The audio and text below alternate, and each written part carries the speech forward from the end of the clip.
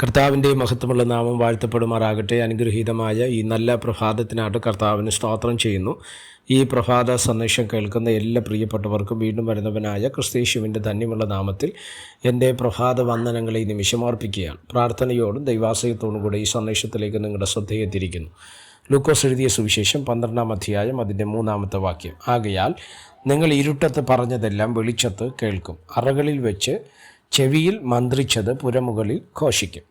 ലൂക്കോസ് 12-ാം അധ്യായത്തിൻ്റെ പ്രത്യേകത എന്ന് പറയുന്നത്, പുരുഷാരം തമ്മിൽ ചവിട്ടുവാൻ 1000 തിങ്ങിക്കൂടിയപ്പോൾ അവൻ ആദ്യം ശിഷ്യന്മാരോട് പറഞ്ഞു തുടങ്ങിയത്, പരീശന്മാരുടെ പുളിച്ചമാവായ കപടഭക്തി സൂക്ഷിച്ചുകൊള്ളുവിൻ. മൂടി വെച്ചതൊന്നും വെളിച്ചത്ത് വരാതെയും ഗൂഢമായതൊന്നും അറിയാതെയും ഇരിക്കുകയില്ല. അപ്പം പരീശന്മാരുടെ കപടഭക്തിയെ പറഞ്ഞുകൊണ്ടാണ് ഈ ഭാഗം യേശു കർത്താവ് പറഞ്ഞ് ആരംഭിക്കുന്നത്. എന്നിട്ടാണ് പറഞ്ഞത്, ആകയാൽ നിങ്ങൾ ഇരുട്ടത്ത് പറഞ്ഞതെല്ലാം വെളിച്ചത്ത് കേൾക്കും, അറകളിൽ ചെവിയിൽ മന്ത്രിച്ചത് പുരമുകളിൽ ഘോഷിക്കും. എന്തോ അതിൻ്റെ അർത്ഥം എന്നെ ശ്രദ്ധിക്കുന്ന പ്രിയമുള്ളവർ, ഇന്ന് ഒരുപാട് ഈ മറച്ചു വെക്കലുകളുടെ ഒരു കാലത്തിലേക്കാണ് നമ്മൾ വന്നു നിൽക്കുന്നത്, അല്ലേ?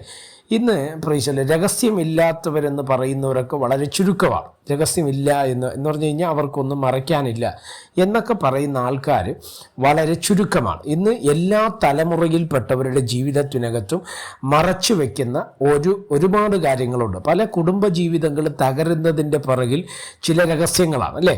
ഇപ്പം നമ്മളൊക്കെ സാധാരണഗതിയിൽ ഫാമിലി കൗൺസിലിങ്ങുമായിട്ട് ബന്ധപ്പെട്ടൊക്കെ ആയിരിക്കുമ്പോൾ അത് കേട്ടിട്ടുള്ളവരോ അതുമായിട്ട് ബന്ധപ്പെട്ട് കണക്ട് ചെയ്യുന്നവർക്ക് അറിയാൻ പറ്റും, അല്ലേ?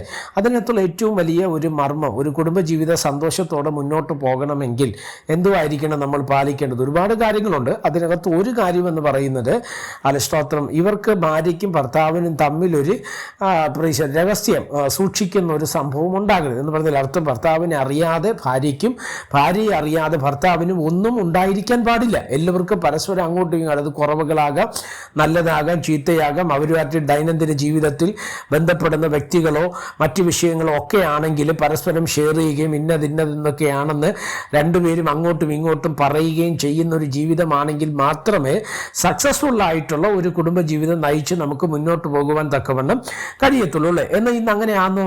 ഇല്ല. നല്ലൊരു ശതമാനം ആൾക്കാരും ഭർത്താവിനെ മറിച്ച് ഭാര്യയും, ഭാര്യയെ മറിച്ച് ഭർത്താവും, മക്കളെ മറിച്ച് അപ്പനമ്മമാരെ മറിച്ചും മക്കളും, ഇങ്ങനെ രഹസ്യങ്ങളുടെ ഒരു വലിയ കൂമ്പാരം. അത് പലപ്പോഴും പലയിടത്തും അസ്വസ്ഥതകൾക്കും കാരണമാകാറുണ്ട് എന്നുള്ളത് സത്യമല്ലേ?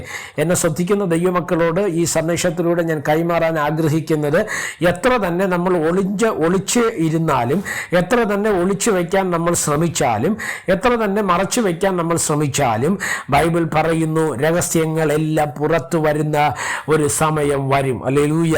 എന്താ അതിൻ്റെ അർത്ഥം? എന്നെ ശ്രദ്ധിക്കുന്ന പ്രിയമുള്ളവർ, ഒരു കാര്യം ഞാൻ നിങ്ങളോട് പറയാം. സ്തോത്രം, ഏത് രഹസ്യവും വെളിച്ചത്താകുന്ന ഒരു ദിവസമുണ്ട്. നമ്മളൊക്കെ സാധാരണഗതി പറയാറുണ്ട്, കള്ളത്തിനധികം ആയുസില്ല, അല്ലേ? കള്ളം എന്ന് പറയുന്നത് ഇന്നല്ലെങ്കിൽ നാളെ അത് പുറത്തു വരും. ഒരു കാലത്ത്, എല്ലാ കാലത്തും അത് മറഞ്ഞിരിക്കത്തില്ല, അല്ല? അസത്യങ്ങളാകട്ടെ, കള്ളത്തരങ്ങളാകട്ടെ, രഹസ്യഭാവങ്ങളാകട്ടെ, ഇതെല്ലാം വെളിച്ചത്ത് വരുന്ന ഒരു ദിവസം ഉണ്ട്. എബ്രായലേഖനം 4-ാം അധ്യായം നമ്മൾ മനസ്സിലാക്കുമ്പോൾ ഇങ്ങനെ പറയുന്നുണ്ട്, സ്തോത്ര, കർത്താവിൻ്റെ കണ്ണിൻ്റെ മുമ്പിൽ സകലതും നഗ്നവും മലർന്നതുമായി കിടക്കുന്നു. അതുകൊണ്ട് എന്നെ ശ്രദ്ധിക്കുന്ന ദൈവമക്കളോട് ഞാൻ പറയാം, ഇവിടെ ഒരുപക്ഷെ അപ്പനെ മറിച്ച് മക്കൾക്കും, മക്കളെ മറിച്ച് അപ്പനമ്മമാർക്കും, ഭാര്യയെ മറിച്ച് ഭർത്താവിനും, ഭർത്താവിനെ മറിച്ച് ഭാര്യയ്ക്കും, പാസ്റ്ററെ മറിച്ച് വിശ്വാസിക്കോ, വിശ്വാസിയെ മറിച്ച് പാസ്റ്റർക്കോ ഒരുപക്ഷെ പലതും ചെയ്തെന്നിരിക്കാം. പക്ഷെ ഒരു കാര്യം ഞാൻ ഉറപ്പിച്ച് പറയാം, ഇതെല്ലാം കാണുന്ന ഒരു ഇടമുണ്ട്, ഇതെല്ലാം റെക്കോർഡാകുന്ന ഒരു സ്ഥലമുണ്ട്. അത് ദൈവത്തിൻ്റെ സന്നിധിയാണ്. ഹല്ലേലൂയ. അതുകൊണ്ട് എന്നെ ശ്രദ്ധിക്കുന്ന ദൈവമക്കളെ, നമ്മുടെ ജീവിതത്തിൽ രഹസ്യ പരസ്യ ജീവിതത്തിലില്ല, വിശ്വസ്തയോടെ മുന്നോട്ട് പോകുവാൻ ദൈവത്തിൻ്റെ ആത്മ നമുക്ക് കൃപ നൽകട്ടെ. പ്രാർത്ഥിക്കാം. പരിശുദ്ധനായ ദൈവമേ, സ്വർഗീയ നല്ല പിതാവേ, അനുഗ്രഹീതമായി ഈ നല്ല സമയത്തിനാണ് ദൈവത്തിന് സ്തോത്രം ചെയ്യുന്നു. ഒരിക്കൽ കൂടെ ഈ സന്ദേശത്തിലൂടെ ഞങ്ങൾക്ക് ഒരുമിച്ചായിരിക്കാൻ കർത്താവ് ഇടവരുത്തിയ ദൈവത്തിൻ്റെ മഹാകരുണയ്ക്കായിട്ട് ദൈവത്തെ സ്തുതിക്കുകയും വാഴ്ത്തുകയും ചെയ്യുന്നു. ഈ സന്ദേശം കേൾക്കുന്ന എല്ലാ പ്രിയപ്പെട്ടവരെ തൃക്കരങ്ങൾ തരികയാണ്. അവിടെ നിന്ന് ചിറകടി മറയ്ക്കുകയും സഹായിക്കുകയും അനുഗ്രഹിക്കുകയും ചെയ്യേണ്ടതിനായി പ്രാർത്ഥിക്കുന്നു. സമസ്തവും ഏൽപ്പിക്കുന്നു.